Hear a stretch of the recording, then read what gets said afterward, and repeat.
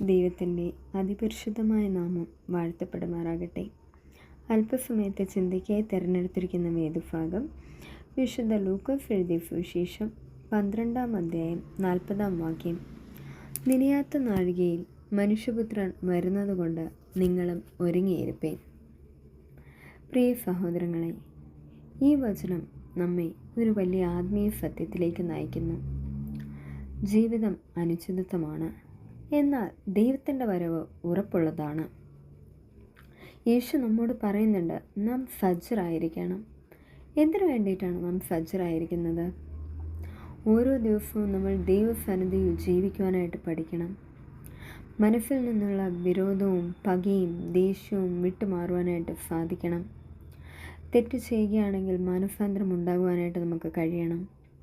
നന്മ ചെയ്യുവാനുള്ള അവസരം ഒരിക്കലും നഷ്ടപ്പെടുത്തുവാനായിട്ട് അവിടുന്ന് ഇടയാവരുത്. നാം പലപ്പോഴും ചിന്തിക്കുന്നുണ്ട്, ഇനിയും സമയം ഒരുപാടുണ്ടല്ലോ എന്ന്. Time and tide no wait for man എന്നാണ് ദൈവവചനത്തിലും പറയുന്നുണ്ട്. നിങ്ങൾ ചിന്തിക്കാത്ത സമയത്തായിരിക്കും മനുഷ്യപുത്രൻ വരുന്നത്. അതിനാൽ പ്രിയരെ, നമുക്ക് നാളേക്കായിട്ട് വിശ്വാസത്തെ നാം മാറ്റിവെക്കരുത്. ഇന്ന് തന്നെ നമ്മൾ ക്ഷമിക്കുക, സ്നേഹിക്കുക, പ്രാർത്ഥിക്കുക, ദൈവത്തോടുള്ള ബന്ധം ശക്തമാക്കുക.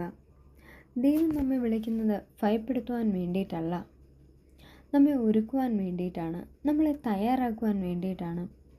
ഒരു വിദ്യാർത്ഥി പരീക്ഷയ്ക്ക് തയ്യാറാവുന്നത് പോലെ, ഒരു വധു അല്ലെങ്കിൽ വരൻ വിവാഹ ദിനത്തിനായി ഒരുക്കമാകുന്നത് പോലെ നമ്മളും ആത്മീയമായി തയ്യാറായിരിക്കണം. നമ്മുടെ ജീവിതം തന്നെ ഒരു സാക്ഷ്യമായി തീരുവാനായിട്ട് നമുക്ക് സാധിക്കണം. യേശു വരുമ്പോൾ നമ്മൾക്ക് സന്തോഷത്തോടെ പറയുവാനായിട്ട് കഴിയണം, കർത്താവേ, ഞാൻ സജ്ജനാണ്.